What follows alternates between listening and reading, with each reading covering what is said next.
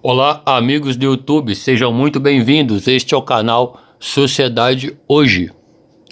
Bom, que a esquerda tem um plano de tomada do poder através da quebra do sistema capitalista e através do caos na sociedade brasileira, isso não é dúvida para ninguém. Agora, são poucas as pessoas que têm conseguido atingir a esquerda nos pontos fracos que ela tem demonstrado ao longo dos anos. Aqui no YouTube, né? Existem sim pessoas que fazem isso, mas eu gostaria que um número maior de pessoas conseguissem agir nessa área, certo? Então, pensando nisso, eu desenvolvi aqui uma metodologia simples de fácil e rápida aplicabilidade com foco no atraso da esquerda nesses 3 anos aí que eles têm pela frente. Então, se você ficou curioso para conhecer esse projeto, continue no vídeo que eu já vou chamar a vinheta. Então, sem mais delongas, chama a vinheta, my friend!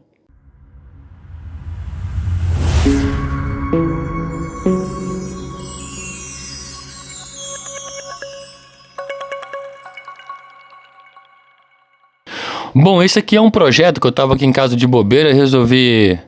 Tava pensando, né, em maneiras como atrapalhar os planos da esquerda nesse curto prazo, nesses 3 anos que eles ainda têm de poder, né, nesses 3 anos e pouco que eles ainda têm de poder, né, porque se a gente não fizer nada, ou se apenas os agentes que já estão em atividade continuarem, se não houverem mais agentes surgindo aqui no YouTube, a fim de sistematicamente confrontar a esquerda, e expor os tópicos podres, sujos, ineficientes da esquerda, eles vão sim conseguir implementar aquilo que eles querem, né? É uma ação conjunta entre a formação de opinião aqui no YouTube e em outras plataformas, em conjunto com os parlamentares de oposição, certo?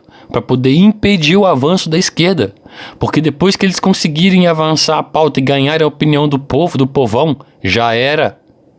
Compreende? Então eu fiz esse projeto aqui que consiste em 8 tópicos, tá? E não quer dizer que nenhum desses tópicos sejam implementados, não estejam sendo implementados.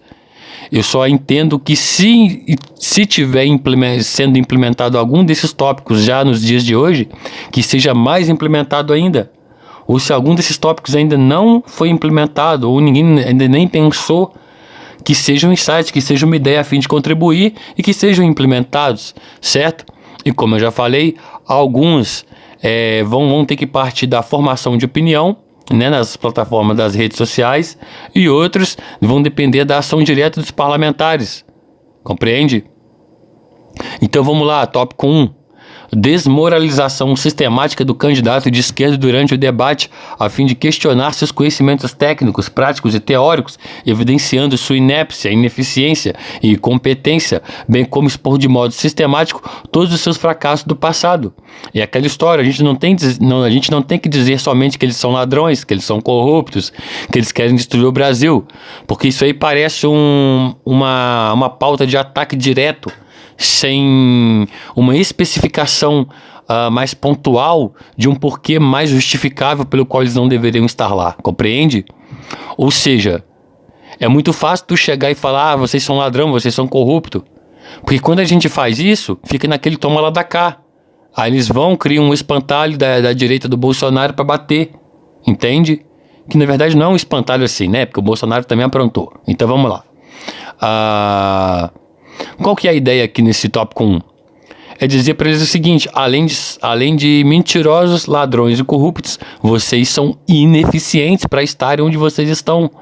Vocês não têm conhecimento técnico, prático e ou teórico para poder implementar aquilo que vocês querem, sendo que o que vocês querem vai ferrar com a vida do povo, né? Vide Cuba, vide Venezuela, vide Rússia soviética, né? Vide Rússia socialista, né?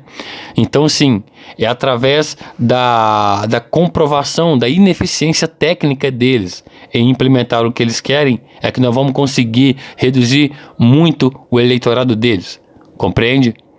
Número 2, conversão do lumpenproletariado a proletariado, ou seja, o lumpenproletariado, que é aquela classe bem mais baixa da sociedade, que não está tendo incentivo nenhum, que não está tendo, às vezes, ali, oportunidade nenhuma no mercado de trabalho, que está ficando realmente marginalizada. O que acontece? A esquerda vai usar esse povo para gerar a revolução por meio do caos, certo? A tomada do poder por meio do caos. A esquerda vai usar o lumpenproletariado. E como que eles vão fazer isso? Simples. Eles só vão dar ao lumpenproletariado aquilo que eles já têm de sobra, que é miséria. Compreende?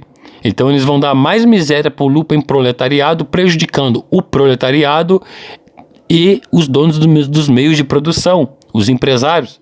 Eles vão criar uma crise econômica a fim de gerar uma revolta tão grande, tanto no proletariado quanto no lumpenproletariado, para que esses dois se unam e venham fazer quebra-quebra na rua. É por isso que eles estão tentando tirar a polícia militar da jogada. Compreende a estratégia deles? É essa a estratégia. O lumpenproletariado, a crise econômica e o proletariado já estão na mão deles. Agora eles querem só tirar a polícia. Compreende? Então nós vamos converter. Nós temos que ter políticas para converter o lumpenproletariado a, no mínimo, a um proletariado qualificado, com uma mão de obra minimamente qualificada.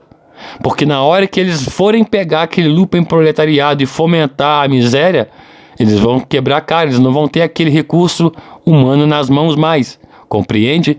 Nós vamos conseguir vencer a guerra sem nem precisar ter lutado. Nós só vamos tirar o lumpenproletariado da mão deles pelo simples fato de transformar o lumpenproletariado em proletariado, em mão de obra ativa na sociedade, em pessoas que geram seu próprio sustento na sociedade. Isso vai fomentar a economia, isso vai gerar mais pessoas ali prontas a prestarem uma mão de obra, certo? Vai enriquecer o país, vai crescer o país, fomentar a economia, ou seja, tudo que o comunista não quer, certo? Número 3. Aí já depende mais de quem está no poder e quem está na oposição. Isso já depende mais da política. Vamos lá, número 3. Estímulo econômico com foco em competitividade política que visa o livre mercado e a livre iniciativa, né? Ou seja, políticas que visam livre mercado e livre iniciativa através do estímulo econômico com foco em competitividade. Como que a gente consegue estimular a economia com foco na competitividade? Simples. Beneficiamento dos produtos, certo? Agregar mais valor aos produtos e serviços que a gente for prestar, certo? Isso vai aumentar a qualidade dos produtos e da mão de obra, vai aumentar a competitividade. Ou seja, vai gerar mais demanda, certo? Através da qualidade que vai ser fornecida na vida das pessoas. Compreende? Isso aquece a economia, certo? Número 4. Redução da carga tributária, que incide sobre empregadores e empresas e fomentar contratações de funcionários por vias alternativas à CLT, através de contratos temporários. Por que esse tópico 4 é importante? Que você vai gerar renda e empregabilidade para as pessoas que estão ociosas na sociedade, certo? Através de contratos alternativos à CLT, para que não fique incidindo taxa e sobretaxa sobre os empregadores, a fim de estimular, né, um investimento em setor de produção de produtos industrializados, bem como prestação de serviço no nosso país, para que se ainda mais economia. A economia do Brasil tem sim que ser estimulada, tem sim que crescer, mas eu sou a favor que essa economia cresça com a carga tributária reduzida, concorda? Número 5. Redução de impostos no setor da construção civil, no setor alimentício e nas matérias-primas e combustíveis, certo? O que vai automaticamente abraçar o tópico 6, que é a redução sistemática de impostos sobre os produtos nacionais industrializados, tá? É um fator de enriquecimento do país, tá? Nós temos um país com potencial enorme, com uma mão de obra muito aquém do que poderia ser em termos de qualificação. E nós temos uma renda per capita no Brasil que é muito aquém daquilo que poderia ser. Então, quando a gente estimula essas áreas, a gente estimula esses setores da economia, a gente atrasa o plano da esquerda, desde que haja uma redução sistemática de impostos, entende? Porque se reduzir os impostos, bichão, eles vão ter que reduzir o Estado, não adianta, certo? Senão a conta não vai fechar. 7º, isso aqui é muito importante.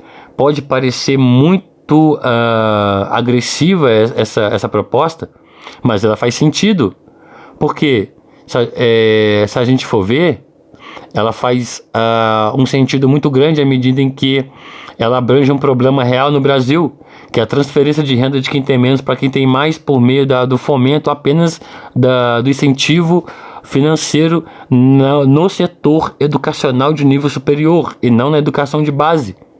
Compreende? Então eu proponho uma criação de lei de proteção ao crédito nacional estudantil universitário, que visa permitir o livre exercício da profissão de nível superior apenas aos estudantes que tiverem adimplentes quanto às suas parcelas do FIES, salvo em casos extremos de emergência nas áreas de saúde, como pandemias ou situações similares. Tá? Bem como a cassação permanente de diplomas e títulos acadêmicos aos inadimplentes que possuírem 3 ou mais parcelas atrasadas no FIES.